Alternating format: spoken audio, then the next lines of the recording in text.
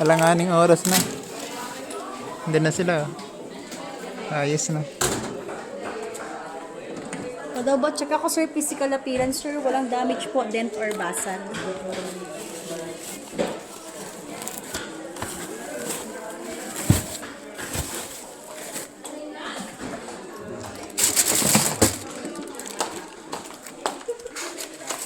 Bali sir, ito yung accessories na kasama sir ha. Sir, ito yung stock mo, sir. For payment mamaya.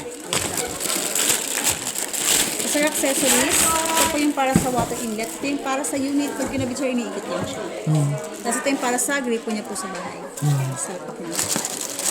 Draining hose, standard size, 1 meter lang ako. Salpak lang din sir dito. Hindi natin siya makabit kasi may styro. Okay, sige. As long as ginagamit yung washing sir, dapat nakababa lang yung draining hose. Ito sir yung hot guards. So, ang purpose naman nito, para sa mga dagato, para hindi pasukan yung ilalim. So, pag gagamitin mo na yung washing, ito po, tatanggalin niyo po itong styro, angat pa ng konti, then slide sa ilalim po, para hindi pasukan ng dagat. Okay. Since butas yung ilalim. Okay. Pag okay na sir, thank you po. Pag okay na po, lagyan mo lang yung sabon mo dito sir, powder or liquid, pwede naman, dito po. Then dito yung downy, then Sunrox po. Saan yung downy? Dito po. Nandyan? Then dito yung Sunrox. Okay. So lahat yan sir, sabay-sabay mo ilalagay bago ako mag-start maglaba. Ito yung filter niya para sa mga himulmul ng damit. So after maglaba, kailangan linisan, push lang then open, running water lang ang paglinis. Dalawa po ito kabilaan. Okay. Pag okay na po, lagay mo yung lalaban mo sir na damit, then power on mo lang. Sa pagka-power on mo naka-automatic set na yan, program 1 ka lang, nakaset na yan, wash, rinse, and spin, nakaset na rin ang normal. So, si normal, mga pang-araw-araw po. Kung pambahay lang, sir, ng automatic set na, start mo na lang. So, automatic mag-wash yan, rinse, and spin, tutunog pagtapos na, sampay na lang yung damit. So, ito, sir, program po, depende sa klase ng damit. Si wool, maninipis, mga undergarments, cortina, o damit na pambata. Gabi, makakapal, mga pantalon, toalya, blanket. School care, mga uniform, pang-alis sa damit, pwede rin dyan. Free wash, ito naman po yung may bandaw muna bago sabunan yung damit. Quick wash, mabilis ang laba. So 32 minutes, damit na bagong mirror, pinagpawisan lang po. Extra clean para sa mga puting damit, sir. Then sa tab clean po at least once a month. Pinaka-maintenance naman po ng washing machine. So automatic na yan, sir. Wala kang na ibang gagawin. Start mo lang. So siya nang bahala mag-self-clean sa pinaka-tab. Okay na walang laman. Yes.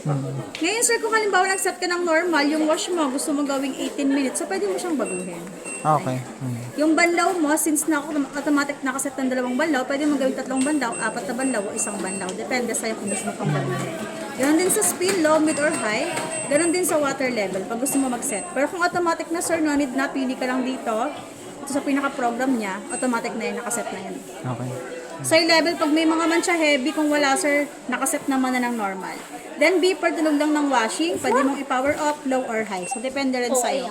Sa warranty, sir, meron tayong 1 year parts and service, 10 years tayo sa motor, home service naman in case may problem, tatawag mo lang po kay LG. Sa manual naman yung contact number. Pa-double check sir, ha, walang damage. So, check natin siya, walang damage. Anong sakit niya sir pang pick up po? L3? Ayun, kayo. Yung resibo sir, yung pinaka, natin, naman, kaya kaya na lang po yung resibo. Para yung gusto problem po, mabilis yung po. Ang gawa na lang. 1925 diba? 1925 sa niya. Sarado na. 1020? Ayan na guys. Ako na lang yung customer. Basta ka sir.